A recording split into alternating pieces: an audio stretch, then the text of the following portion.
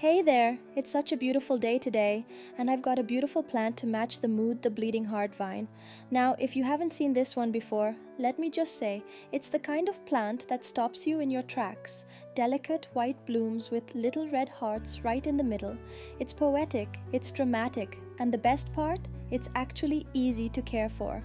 I got mine from Home Depot for just $6.99, and let me tell you, it's been one of the best plant purchases I've made. So today, let's talk about how to care for it, when and how it flowers, the kind of soil it likes, how to feed it, and yes, I'll also show you a little fertilizer trick I use to keep it blooming beautifully. Grab your tea or coffee and let's get into it. Meet the plant, bleeding heart vine. First things first, what exactly is this plant? It's called the bleeding heart vine, or if you're feeling fancy, Clerodendron thomsonii. Don't confuse it with the bleeding heart perennial that has pink arching flowers. This one's a tropical climber. It's a perennial plant, so you don't need to replant it every year. It just keeps coming back, better and bushier each season. The flowers are these delicate white balloon-like blooms with a pop of deep red in the center. It literally looks like the heart is bleeding out of the flower. Nature is wild like that. Pot size and placement. When I first brought mine home, I planted it in a 12-inch clay pot, and honestly, that size is perfect. It gives the roots enough room to breathe without overwhelming the plant. You won't even need to repot it for the next 3 to 4 years, unless it's growing like crazy. As for placement, give it a support or a trellis, even a railing works. It's a climber, so it likes something to lean on. Soil, light, airy, and just moist enough. Now, soil is a big deal with this one. You want something that's soft, rich, and well-draining. Think of the soil as a fluffy chocolate cake, not too dense, not too dry. Here's what I mix for mine. 40% regular garden soil, 30% compost, like vermicompost, 20% coco peat, 10% perlite, or sand for drainage. Why all this?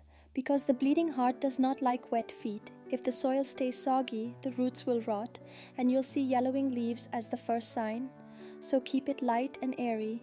Sunlight, warm mornings, cool afternoons. Now let's talk sun. This is one of those plants that's a bit moody with light. Morning sunlight is perfect. Give it a few hours of soft, direct sun, anywhere from 3 to 4 hours is great. But come afternoon, it wants shade. If you leave it baking under hot afternoon sun, you'll start to see the leaves get stressed, curl up, and even fall off. So if you're growing it in a pot, find a spot where it can get morning sun and then cool shade for the rest of the day. Flowering season, timing is everything. Now the best part, the flowers. When does this plant bloom? The sweet spot is when the weather is pleasant and not too hot. In most places, that means March to April, right before summer kicks in. And if you live in a tropical or humid area, after the monsoon is a great time too. The ideal temperature for flowering is around 20 to 30 degrees Celsius, which is 68 to 86 degrees Fahrenheit. If it's too hot or too cold, the plant kind of shuts down flowering. And in the peak winter months, you might notice the leaves drop off. That's totally normal. It's going dormant, just like many perennials do. So don't panic. Just reduce watering, avoid fertilizers, and wait for spring. It'll come back even stronger. Propagation. Multiply the love now. If you want more of these beautiful vines, and trust me you will, it's super easy to propagate.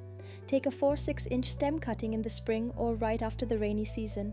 Stick it in moist soil, keep it in indirect light, and wait. Within a few weeks, you'll see new growth. Make sure the cutting has at least 2 to 3 leaf nodes and remove the lower leaves before planting. That's where the roots will grow from. Fertilizer. Here's the secret mix. Alright, let's get into the good stuff. How to feed your bleeding heart vine to get more flowers. Since this plant grows in semi-shade, a slow-release fertilizer works best. Here's my go-to monthly mix. 1 handful of vermicompost, 1 small spoon of rock phosphate or bone meal, 1/2 spoon of mustard cake powder. Mix this gently into the top layer of soil once a month during the growing season. And here's something you might notice.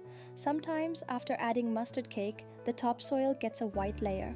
Don't worry, that's not fungus, it's just oil residue reacting with moisture. To fix it, just loosen the topsoil. Let the soil dry a bit, give the plant more light and less water for a few days, easy. Bonus tip: banana peel fertilizer. This one's a little garden hack I love. Got banana peels? Dry them in the shade, cut them into small pieces, and mix them into the soil. They release potassium slowly, which helps boost flowering naturally. It's organic, free, and works like magic. So that's the bleeding heart vine for you. Beautiful, forgiving, and so rewarding. Once you get the hang of its rhythm, it pretty much takes care of itself. Let me know in the comments if you're growing one or planning to. And if this helped you out, hit that like button so more people can find it. Share it with a fellow plant lover who needs some heart in their garden. Thanks for watching, and I'll see you in the next one. Until then, happy growing.